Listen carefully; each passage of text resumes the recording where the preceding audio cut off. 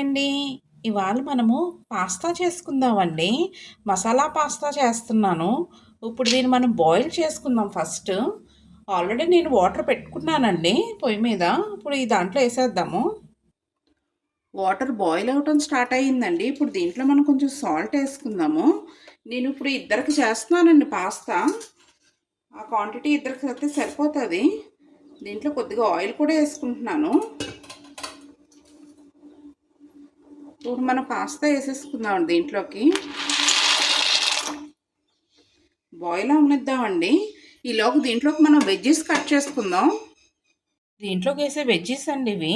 ఇదేమో వెల్లుల్లిపాయలు, క్యాప్సికమ్, ఉల్లిపాయ, పచ్చిమిరపకాయలు, కొత్తిమీర, టమాటా ఇవన్నీ కూడా మనం దీంట్లో వేసుకోవాలండి.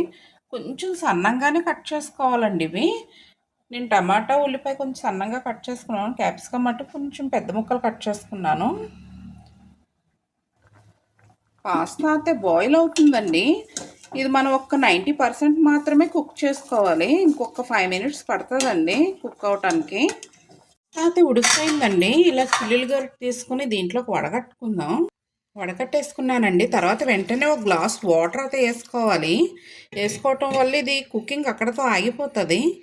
చూసారా మనం వేసిన పాస్తాకి దీనికి ఎంత డిఫరెన్స్ ఉందో. డబల్ అయ్యిందండి ఇది కుక్ అవుతుల్లోకి.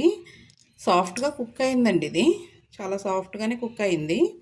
ఒక ప్యాన్ తీసుకున్నానండి. కొంచెం వెడల్పు ఉన్నదే తీసుకున్నాను. ఆయిల్ వేసుకున్నానండి ఒక గరిటెడు. హీట్ ఎక్కింది. ఇప్పుడు జీలకర్ర వేసుకుందామండి. ఇప్పుడు జీలకర్ర వేగిందండి. ఇప్పుడు వెల్లుల్లిపాయలు వేసుకుందాం. ఇది కొంచెం ఫ్రై అవనిద్దామండి. వెల్లుల్లిపాయలు అయితే వేగిపోయినాయండి. ఇప్పుడు ఉల్లిపాయలు వేసుకుందాం. ఉల్లిపాయలు కూడా సాఫ్ట్ అవనిద్దామండి. ఉల్లిపాయలు వేగుతున్నాయండి. ఇప్పుడు పచ్చిమిరపకాయలు కూడా వేసేసుకుందాం. ఒక్క 2 నిమిషాలు వేపుకుంటే సరిపోతుంది. దోరగా వేపుకుంటే సరిపోతుందండి ఉల్లిపాయలని. ఉల్లిపాయలు అయితే వేగిపోయిందండి. ఇప్పుడు నేను క్యాప్సికమ్ వేసుకుంటున్నాను. క్యాప్సికమ్ కూడా కొంచెం సాఫ్ట్గా కుక్ అయితే సరిపోతుందండి. లైట్గా క్రంచీగా తగిలితేనే దీనికి టేస్ట్ బాగుంటుంది. క్యాప్సికమ్ అయితే ఉడికిపోయిందండి. ఇప్పుడు మళ్ళీ టమాటా వేసుకుంటున్నాను. ఈ టమాటా కొంచెం తొక్క సపరేట్ అయితే సరిపోతుందండి. టమాటా అయితే కుక్ అయిపోయిందండి. ఇప్పుడు నేను సాల్ట్ వేసుకుంటున్నాను. ఈ వెజ్జెస్కి సరిపడా మట్టుకే సాల్ట్ వేసుకుంటున్నానండి నేను. ఇందాక పాస్తాలో కూడా కొంచెం వేసుకున్నాను కదా.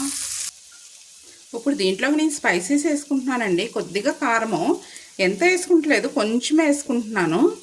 కావాలంటే ఈ ప్లేస్లో మీరు పెప్పర్ పౌడర్ కూడా వేసుకోవచ్చు.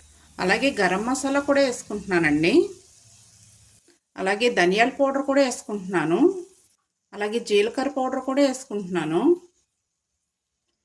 ఇవన్నీ ఒక్కసారి కలుపుకుందామండి. ఒక్క నిమిషం పాటు వేపుకుందాం వీటిని. మన మసాలా అయితే వేగిపోయిందండి.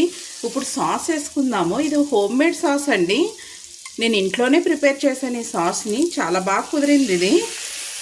దీని రెసిపీ కనుక మీకు కావాలంటే కనుక మా లాంగ్ వీడియోలో ఉంటుంది, చూడండి. నేను ఒక 3 స్పూన్లు వేసుకున్నాను. ఈ సాస్లో కొద్దిగా వాటర్ కూడా వేసుకున్నానండి నేను. కొంచెం ఒక్క నిమిషం ఉడకనిద్దాము. ఉడుకుతూ స్టార్ట్ అయిందండి. మనం ఉడకపెట్టుకుని పక్కకు తీసుకుని పాస్తా ఇప్పుడు దీంట్లోకి వేసేసుకుందాం. వేసుకుని బాగా కలుపుకోవాలండి. ఒక్కసారి బాగా కలుపుకుందాము. ఒక 5 నిమిషాలు ఇలా ఉంచుకుంటే మన పాస్తా ఈ మసాలా అంతా పీల్చుకుని బాగుంటుంది. పాస్తా అయితే ఇంకొంచెం ఉడకాలండి. ఇప్పుడే దీన్ని మనం సాల్ట్ అడ్జస్ట్ చేసుకోవచ్చు.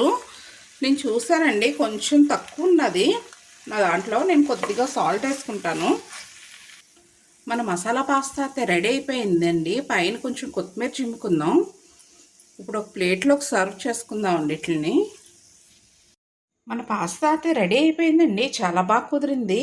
ఇప్పుడే పిల్లలకు పెట్టానండి. చాలా బాగున్నదమ్మా అన్నారు. ఇలాగే ఈజీగా సింపుల్గా మనం ఇంట్లోనే చేసుకోవచ్చండి. బయటికి తినిపించక్కర్లేదు పిల్లల్ని.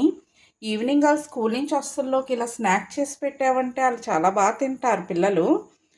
బాగున్నదండి. మీరు కూడా ట్రై చేసి చూడండి.